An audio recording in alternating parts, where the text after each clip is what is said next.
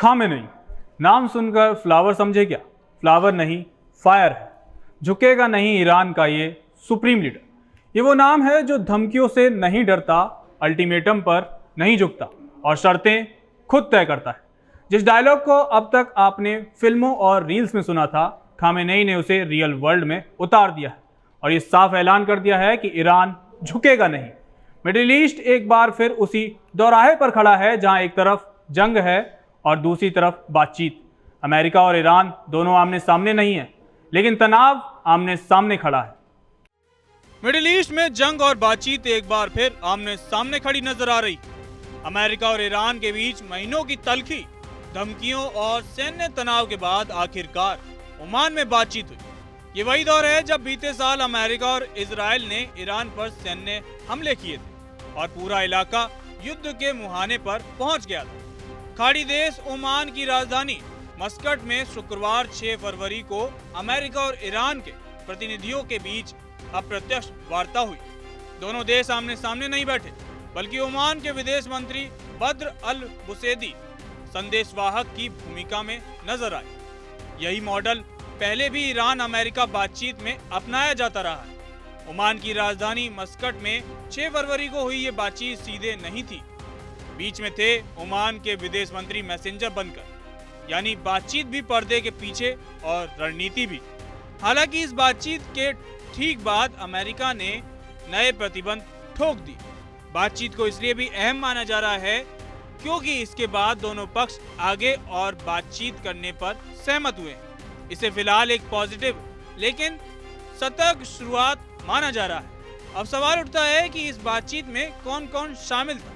तो आपको बता दें कि ईरान की तरफ से विदेश मंत्री अब्बास अरागची शामिल हुए, जबकि अमेरिका की तरफ से विशेष दूत स्टीव विटकॉफ और राष्ट्रपति ट्रंप के दामाद जेरेड कुशनर मौजूद रहे। ओमान की सरकारी तस्वीरों में अमेरिकी सेंट्रल कमांड के प्रमुख एडमिरल ब्रैड कूपर की मौजूदगी भी दिखी, जिसने इस बातचीत के सैन्य महत्व को और बढ़ा दिया। संदेश साफ था कि ये सिर्फ डिप्लोमेसी नहीं, पावर प्ले है।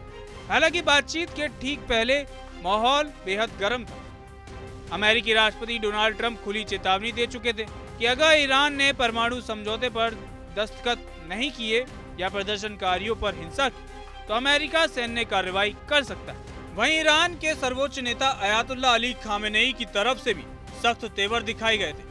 अरागची ने बातचीत से पहले साफ कहा कि ईरान खुली आंखों से कूटनीति में उतरा है और उसे पिछले साल की घटनाएं अच्छे से याद है। ईरान ने ओमान के जरिए अमेरिका को एक शुरुआती प्रस्ताव सौंपा, जिसे मौजूदा हालात संभालने की कोशिश बताया गया। अमेरिका की प्रतिक्रिया इस प्रस्ताव पर अगली बातचीत में ईरान को दी जानी है। ईरान ने साफ कर दिया कि वो सिर्फ अपने परमाणु कार्यक्रम पर बात करना चाहता है। बैलिस्टिक मिसाइल, क्षेत्रीय संगठन और घरेलू विरोध जैसे मुद्दे उसके लिए बातचीत के एजेंडे में नहीं।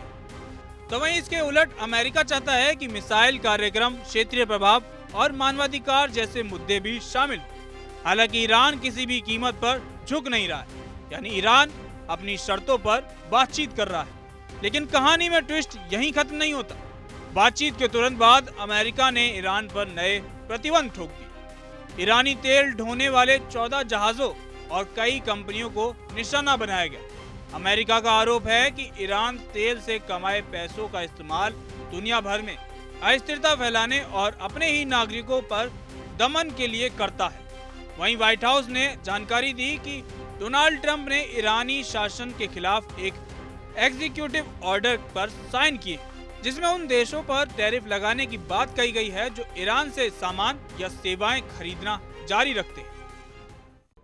लिहाजा ईरान का स्टैंड बिल्कुल क्लियर है कि बात सिर्फ परमाणु कार्यक्रम पर होगी, मिसाइल, रीजनल पॉलिटिक्स और अंदरूनी मामलों पर नहीं।